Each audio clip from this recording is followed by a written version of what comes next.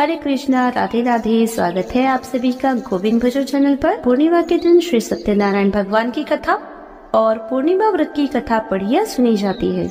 आज के दिन जो भी भक्त सच्चे मन से जैसी भी कामना को लेकर इस कथा को पढ़ते अथवा सुनते हैं और दूसरों को सुनाते हैं, भगवान श्री हरि और भगवान कृष्ण की कृपा से उनकी सभी मनोकामनाएं पूर्ण होती है। आज आप सुनेंगे सत्यनारायण भगवान की व्रत कथा का, तो चलिए वीडियो शुरू करते हैं।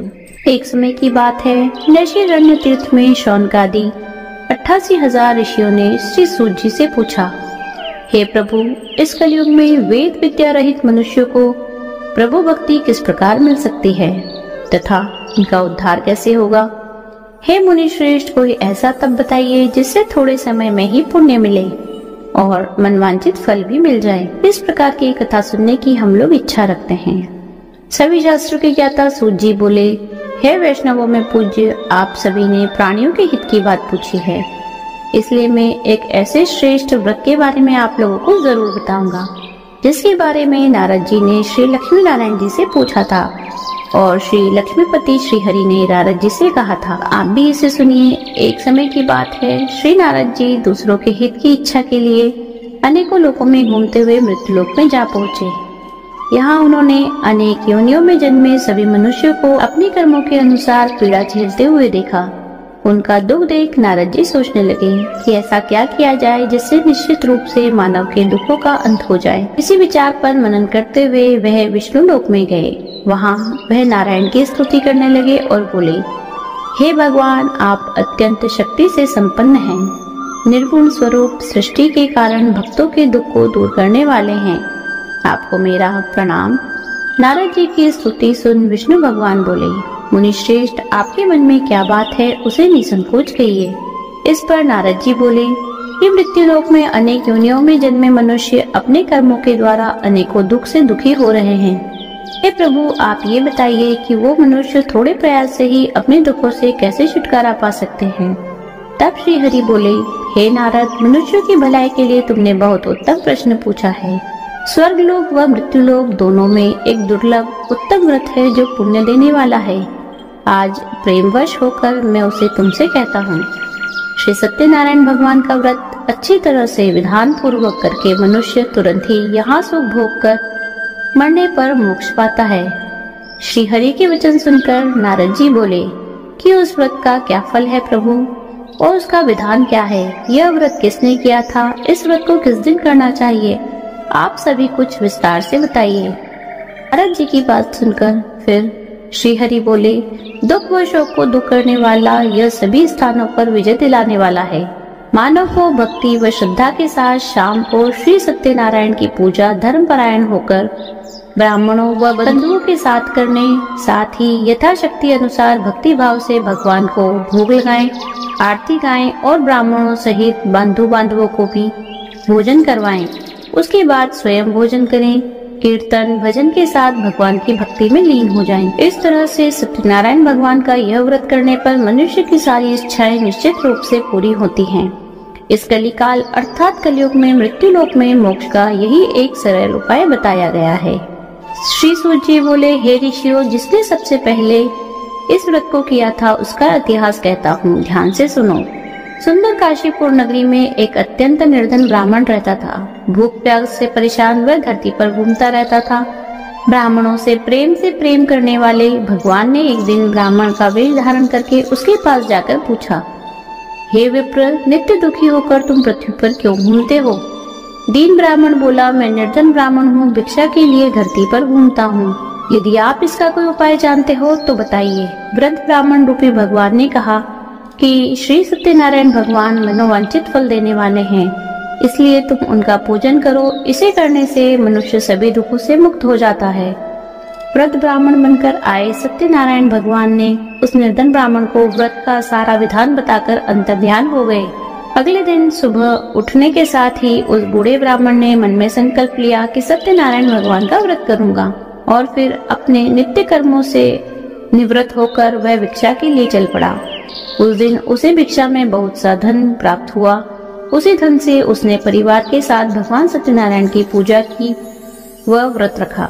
इस व्रत के रखने से कुछ ही दिनों बाद उसके सभी दुख और कष्ट दूर होने लगे और देखते ही देखते एक संपन्न और अनेक संपत्तियों का मालिक बन गया। तब हर महीने की पूर्णिमा के दिन वे ब्राह्मण सत्यनारायण की पूजा व व्रत करने लगा। इस प्रकार सत्यनारायण भगवान के इस व्रत को करके वह श्रेष्ठ ब्राह्मण सभी पापों और गरीबी से मुक्त हो गया। उसने एक दुर्लभ मोक्ष पद को प्राप्त किया। इस तरह से सत्यनारायण भगवान के व्रत को जो मनुष्य करेगा वह सभी प्रकार के पापों से छूटकर मोक्ष को प्राप्त होगा। श्री सूत जी बोले, इस तरह से नारद जी से नारायण जी का कहा हुआ श्री सत्यनारायण व्रत को मैंने तुमसे कहा। हे विप्रो, मैं अब और क्या कहूँ? ऋषि बोले, हे मुनिवर, संसार में उस विप्र से सुनकर और किस किसने इस व्रत को किया, हम सबको इस बात को सुनना चाहिए। इसके लिए हमारे मन में श्रद्धा का भाव है। श्री सूत जी बोले, हे मुनियों, जिसने इस व्रत को किया वह सब सुनो। एक समय वही विप्र धन व ऐश्वर्य के अनुसार अपने बंधु बांधवों के साथ इस व्रत को करने को तैयार हुआ। उसी समय एक लकड़ी बेचने वाला बूढ़ा आदमी आया और लकड़ियां बाहर रखकर अंदर ब्राह्मण के घर में गया। प्यास से दुखी वह लकड़हारा उनको व्रत करते हुए देख विप्र को नमस्कार कर पूछने लगा कि आप क्या कर रहे हैं तथा इसके करने से आपको क्या फल मिलेगा, कृपा करके मुझे भी बताइए। ब्राह्मण ने कहा कि यह सब मनोकामनाओं को पूर्ण करने वाला व्रत है। यह सत्यनारायण भगवान का व्रत है। इसकी कृपा से ही हमारे घर में धन धान्य आदि की वृद्धि हुई है। विप्र से सत्यनारायण व्रत के बारे में जानकर लकड़हारा बहुत प्रसन्न हुआ। चरणामृत लेकर वह प्रसाद खाने के बाद अपने घर गया। लकड़हारे ने मन में संकल्प किया कि आज लकड़ी बेचने से जो धन मिलेगा उसी से श्री सत्यनारायण भगवान का उत्तम व्रत करूंगा। मन में इस विचार को लेकर बूढ़ा आदमी सिर पर लकड़ियां रखकर उसे नगर में बेचने गया, जहां उसे अपनी लकड़ियों का दाम पहले से 4 गुना अधिक मिला। बूढ़ा प्रसन्नता के साथ सारे पैसे लेकर सत्यनारायण भगवान की मूर्ति और व्रत की अन्य सामग्रियां लेकर अपने घर गया। वहां उसने अपने परिवारजनों को बुलाकर विधि विधान से सत्यनारायण भगवान का पूजन और व्रत किया। इस व्रत के प्रभाव से वह बूढ़ा लकड़हारा धन पुत्र आदि से युक्त होकर संसार के समस्त सुख को भोग कर अंतकाल में वैकुंठ धाम को चला गया। श्री सूत जी बोले, हे श्रेष्ठ मुनियों, अब आगे की कथा कहता हूँ। पहले समय में उल्कामुख नाम का एक बुद्धिमान राजा था। वह सत्यवक्ता और जितेंद्रिय था। प्रतिदिन देव स्थानों पर जाता और निर्धनों को धन देकर उनके कष्ट दूर करता था। उसकी पत्नी कमल के समान मुख वाली तथा सती साध्वी थी। भद्रशाली नदी के तट पर उन दोनों ने श्री सत्यनारायण भगवान का व्रत किया। उसी समय साधु नाम का एक वैश्य आया। उसके पास व्यापार करने के लिए बहुत सा धन भी था। राजा को व्रत करते देख वह विनय के साथ पूछने लगा, हे राजन, भक्ति भाव से पूर्ण होकर आप यह क्या कर रहे हैं? मैं सुनने की इच्छा रखता हूँ, तो कृपया आप मुझे भी बताइए। राजा बोला, मैं अपने बंधु बांधवों के साथ पुत्रादि की प्राप्ति के लिए श्री सत्यनारायण भगवान का व्रत व पूजन कर रहा हूँ। राजा के वचन सुनकर साधु आदर से बोला, हे राजन, मुझे इस व्रत का सारा विधान कहिए, मैं भी इस व्रत को करूँगा। मेरी भी संतान नहीं है और इस व्रत को करने से निश्चित रूप से ही मुझे संतान की प्राप्ति होगी। राजा से व्रत का सारा विधान सुनकर व्यापार से निवृत्त होकर वह अपने घर गया। साधु ने अपनी पत्नी को संतान देने वाले इस व्रत का वर्णन कह सुनाया और कहा कि जब मेरी संतान होगी तब मैं इस व्रत को करूँगा। साधु ने इस तरह के वचन अपनी पत्नी लीलावती से कहे। एक दिन लीलावती पति के साथ आनंदित हो संसारिक धर्म में प्रवृत्त होकर सत्यनारायण भगवान की कृपा से गर्भवती हो गई। 10वें महीने में उसके गर्भ से एक सुंदर कन्या ने जन्म लिया। माता पिता ने अपनी कन्या का नाम कलावती रखा। एक दिन कलावती की माँ लीलावती ने अपने पति को याद दिलाया कि आपने सत्यनारायण भगवान के जिस व्रत को करने का संकल्प किया था उसे करने का समय आ गया है, आप इस व्रत को कीजिए। साधु बोला, हे प्रिय, मैं इस व्रत को उसके विवाह पर करूँगा। इस प्रकार अपनी पत्नी को आश्वासन देकर वह नगर में चला गया। साधु ने एक बार नगर में अपनी कन्या को सखियों के साथ देखा तो उसे लगा कि उसकी कन्या अब विवाह योग्य हो चुकी है और उसने कन्या के योग्य वर ढूंढना शुरू कर दिया। इस बात को ध्यान में रखते हुए साधु एक नगर में पहुंचा और वहां देखभाल कर लड़की के सुयोग्य वाणिक के पुत्र को ले आया। सुयोग्य लड़के को देख साधु ने बंधु बांधवों को बुलाकर अपनी पुत्री का विवाह कर दिया। लेकिन दुर्भाग्य की बात यह कि साधु ने अभी तक श्री सत्यनारायण भगवान का व्रत नहीं किया। इस पर श्री भगवान क्रोधित हो गए और श्राप दिया। अपने कार्य में कुशल साधु बनिया जमाई को लेकर समुद्र के पास रत्नासारपुर नगर में गया। वहां जाकर दामाद ससुर दोनों मिलकर चंद्रकेतु राजा के नगर में व्यापार करने लगे। एक दिन भगवान सत्यनारायण की माया से एक चोर राजा का धन चुराकर भाग रहा था। उसने राजा के सिपाहियों को अपना पीछा करते हुए देखा तो चुराया हुआ धन वहां रख दिया जहां साधु अपने जमाई के साथ ठहरा हुआ था। राजा के सिपाहियों ने साधु वैश्य के पास राजा का धन पड़ा देखा तो वह ससुर जमाई दोनों को बांधकर प्रसन्नता से राजा के पास ले गए और कहा कि उन दोनों चोरों को हम पकड़ लाए हैं, आप आगे की कार्रवाई की आज्ञा दें। राजा की आज्ञा से उन दोनों को कठिन कारावास में डाल दिया गया और उनका सारा धन भी उनसे छीन लिया गया। श्री सत्यनारायण भगवान के श्राप से साधु की पत्नी भी बहुत दुखी हुई। घर में जो धन रखा था उसे भी चोर चुरा ले गए। शारीरिक तथा मानसिक पीड़ा व भूख प्यास से अति दुखी और अन्य की चिंता में लीलावती एक ब्राह्मण के घर गई। वहां उसे श्री सत्यनारायण भगवान का व्रत होते देखा, फिर कथा भी सुनी। वहां प्रसाद ग्रहण कर वह रात को घर वापस आई। माता के कलावती से पूछने पर कि पुत्री अब तक तुम कहाँ थी, तेरे मन में क्या है? कलावती ने अपनी माता से कहा, हे माता, मैंने एक ब्राह्मण के घर में श्री सत्यनारायण भगवान का व्रत देखा है। कन्या के वचन सुनकर लीलावती भगवान के पूजन की तैयारी करने लगी। लीलावती ने परिवार व बंधुओं के सहित सत्यनारायण भगवान का पूजन किया और उनसे वर मांगा कि मेरे पति तथा जमाई शीघ्र ही घर आ जाएं। साथ ही यह प्रार्थना भी की कि हम सबका अपराध क्षमा करें। श्री सत्यनारायण भगवान इस व्रत से संतुष्ट हो गए और राजा चंद्रकेतु को सपने में दर्शन देकर कहा, हे राजन, तुम उन दोनों वैश्यों को छोड़ दो और तुमने उनका जो धन लिया है वह भी उन्हें वापस दे दो। अगर ऐसा नहीं किया तो मैं तुम्हारा धन, राज्य व संतान सभी कुछ नष्ट कर दूंगा। राजा को यह सब कहकर वे अंतर्ध्यान हो गए। प्रातः काल सभा में राजा ने अपना सारा सपना सुनाया। फिर बोले कि उन दोनों को कैद से मुक्त कर सभा में लाओ। दोनों ने आते ही राजा को प्रणाम किया। राजा बोला, महानुभाव, भाग्यवश ऐसा कठिन दुख तुम्हें प्राप्त हुआ, लेकिन अब तुम्हें कोई भय नहीं है। ऐसा कहकर राजा ने उन दोनों को नए वस्त्राभूषण पहनाए और जितना उनका धन लिया था सभी कुछ दुगना वापस कर दिया। दोनों वैश्य अपने घर को चल दिए। श्री सूत जी बोले, वैश्य ने मंगलचार कर अपनी यात्रा आरंभ की और अपने नगर की ओर चल दिया। उनके थोड़ी दूर जाने पर दंडी वेशधारी श्री सत्यनारायण भगवान ने उनसे पूछा, हे साधु, तेरी नाव में क्या है? अभिवाणी वणिक हंसता हुआ बोला, हे दंडी, आप क्यों पूछते हो? क्या धन लेने की इच्छा है? मेरी नाव में तो बेल व पत्ते भरे हुए हैं। वैश्य के कठोर वचन सुनकर भगवान बोले, तुम्हारा वचन सत्य है। दंडी ऐसे वचन कहकर वहां से दूर चले गए। कुछ दूर जाकर समुद्र के किनारे बैठ गए। दंडी के जाने के बाद साधु वैश्य ने नित्य क्रिया के पश्चात नाव को ऊंची उठाकर देखा तो अचंबा माना और नाव में बेल पत्ते आदि देख वह मूर्छित हो जमीन पर गिर पड़ा। वापस होश आने पर वह अत्यंत शोक में डूब गया। तब उसका दामाद बोला कि आप शोक न मनाएं, यह दंडी का शाप है, इसलिए हमें उनकी शरण में जाना चाहिए, तभी हमारी मनोकामना पूर्ण होगी। दामाद की बात सुनकर वह दंडी के पास पहुंचा और अत्यंत भक्तिभाव से नमस्कार करके बोला, मैंने आपसे जो असत्य वचन कहे थे उसके लिए मुझे क्षमा कर दीजिए। ऐसा कहकर वह रोने लगा।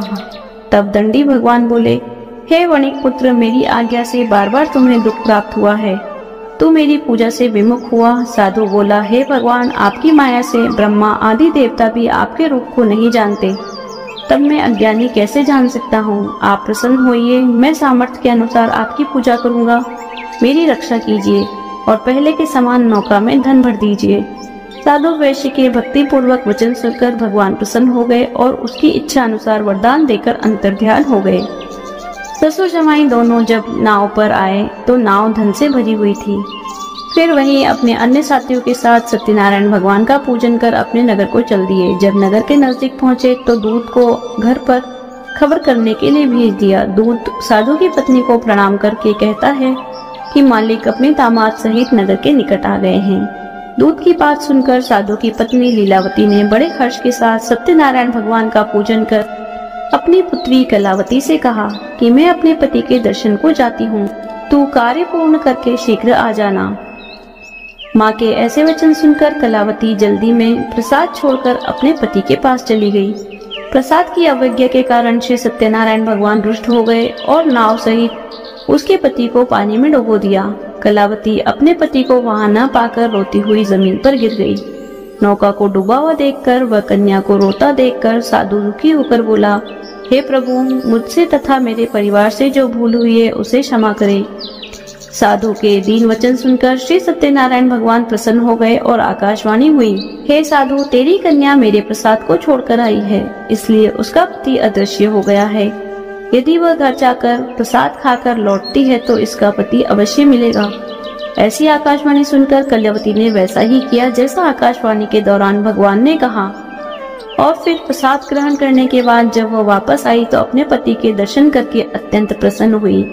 उसके बाद साधु अपने बंधु बांधवों सहित श्री सत्यनारायण भगवान का विधि विधान से पूजन करता है।